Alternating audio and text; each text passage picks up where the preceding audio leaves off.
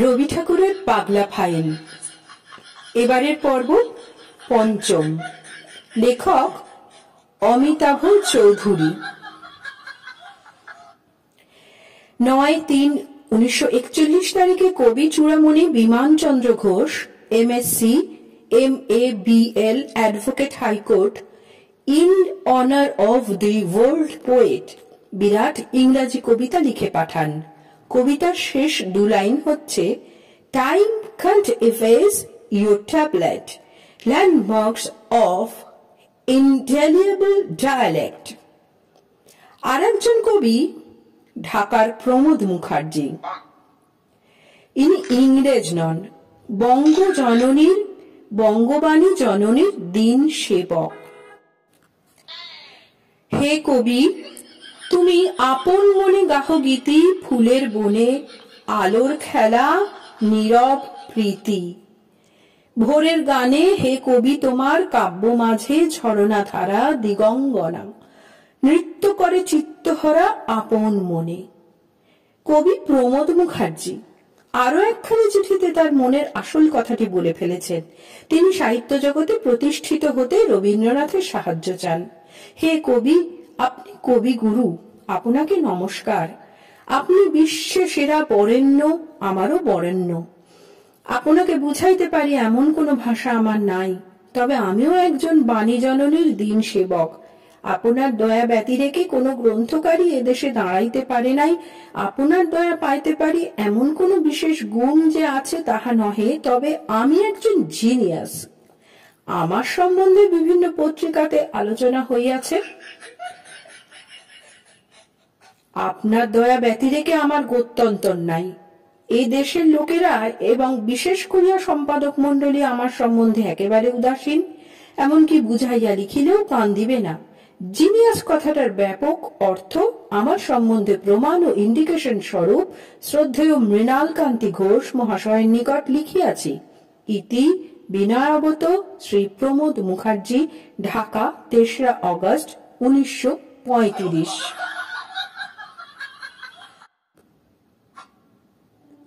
পরবর্তী চিঠি ঢাকার কাছাকাছি ফরিদপুর থেকে, ঠিকানা খালিয়া, তারিখ 17/6/1941। পত্রদাতা নাকি রবীন্দ্রনাথের অচেনা প্রেমিক। মহান প্রেমে তিনি আত্মবিস্মৃত।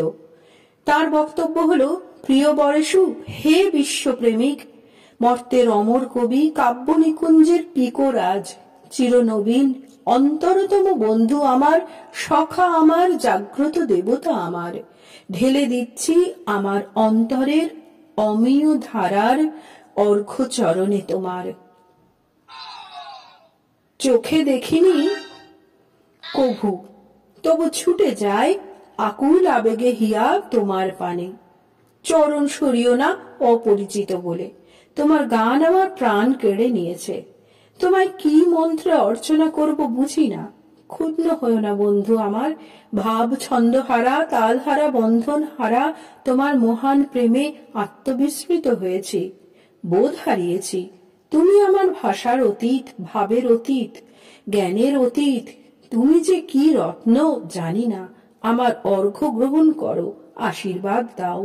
অচেনা প্রেমিক, তোমার। ইতি শ্রী নীতিশ চন্দ্র রায়চৌধুরী, পোস্ট খালিয়াগ্রাম, জেলা Faridpur.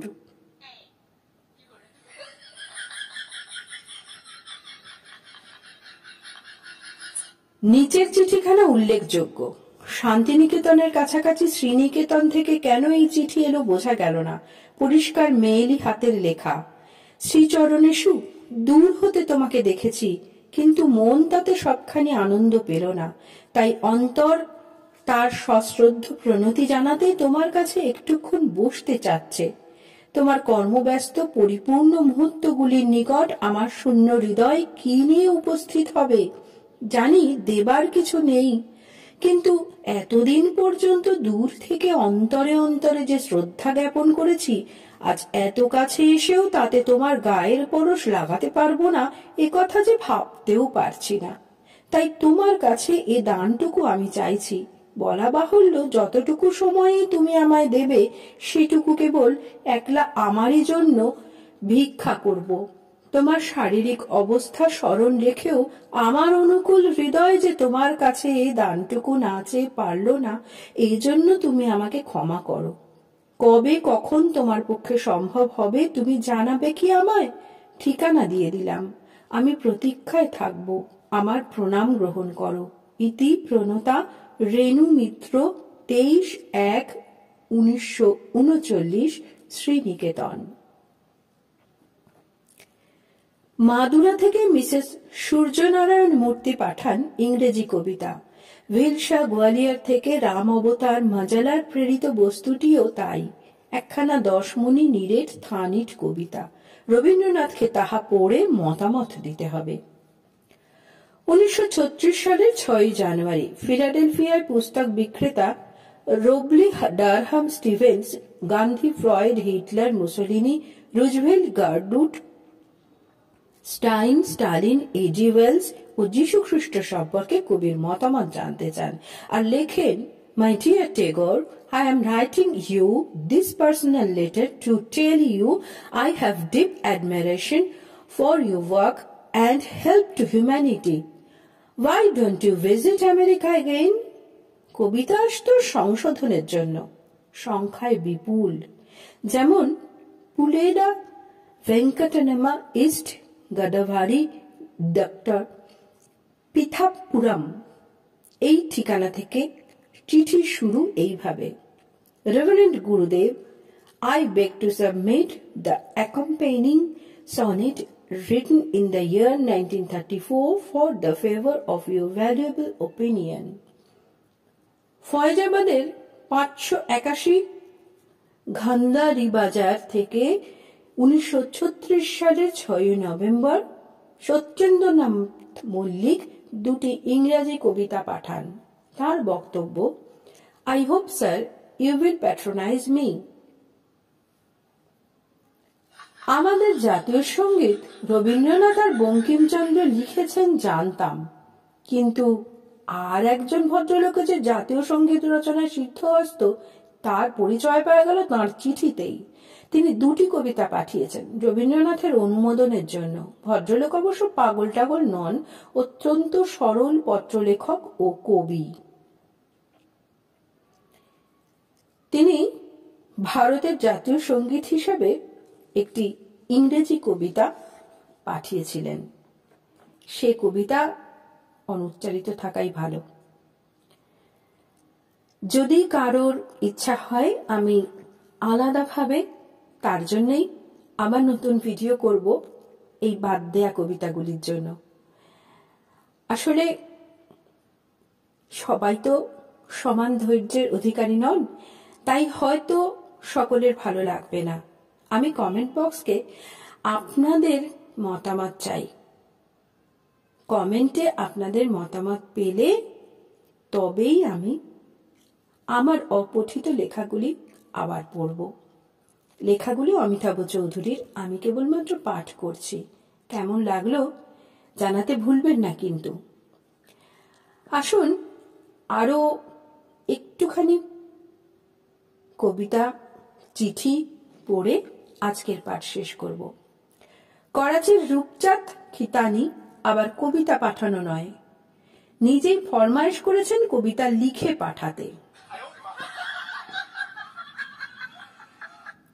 20 Jamshedpur quarter, Karachi, 21/11/34 to Mr. R.N. Tagore. Sir, I shall be very thankful to you if you kindly write a poem on Youth Chooses the Youth and send me a copy to me on the following address: Rupchand G. Khaitani, matric student, Karachi Academy, Karachi. আর একজনের ফরমাস অন্য রকমের। তিনি চান কবির সুপারিশ। তিনি ছিটগ্রস্ত, পাগল টাগল নন।